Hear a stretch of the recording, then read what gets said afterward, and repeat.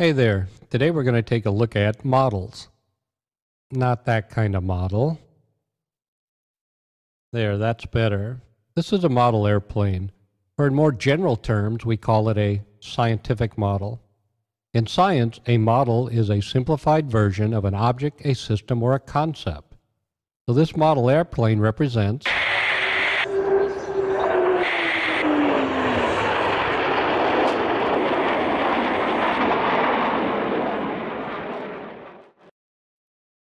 Let's consider three types of scientific models.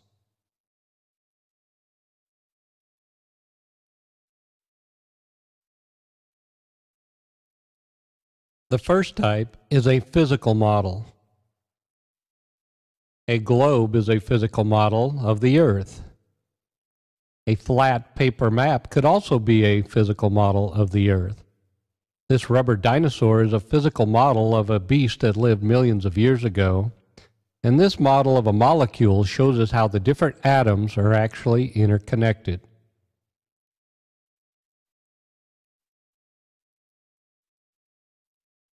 Another type of scientific model is a conceptual model. A concept is a new idea or a new thought.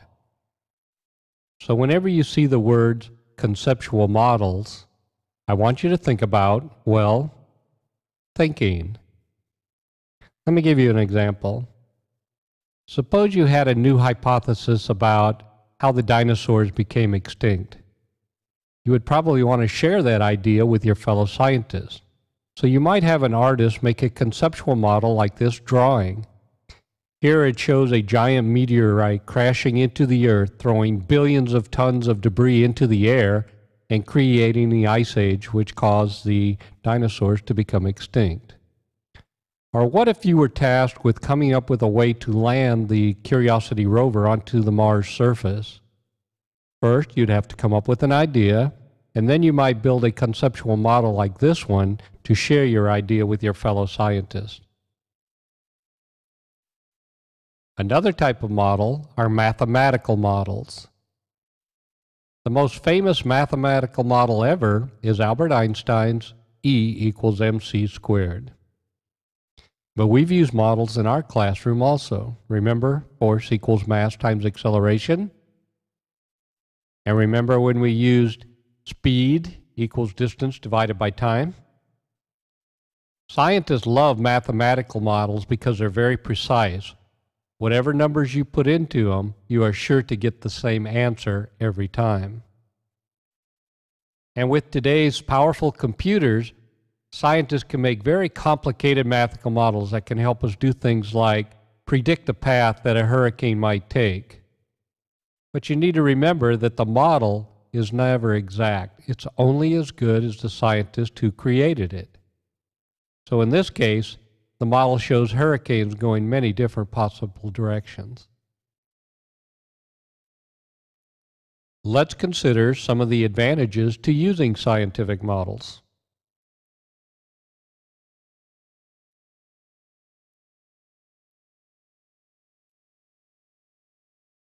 Scientific models are simpler than real life, which makes it much easier to study its concept. For example, we can look at the globe and get a pretty good idea of what the Earth is like.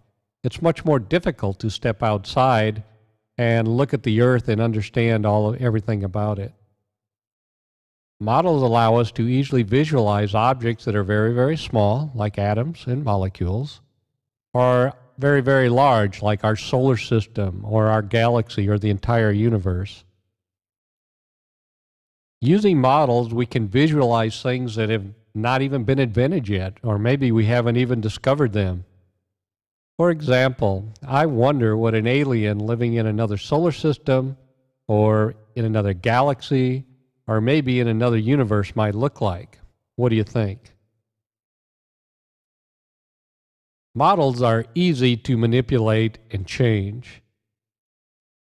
If I make a model and it doesn't quite work the way I want it to, it's quite easy to go back and change it and then try again. Models are cheaper to build than the real thing. For example, can you imagine trying to build the space shuttle without first building models and considering all the possibilities? That wouldn't be a very good idea. Your probability of success would be pretty low. All right, so there you have it. Today we've talked a little bit about scientific models. We've defined a scientific model. We've looked at 3 different types of scientific models. And we've described some of the advantages of scientific models. But you know what? We haven't answered our original question. What's wrong with models?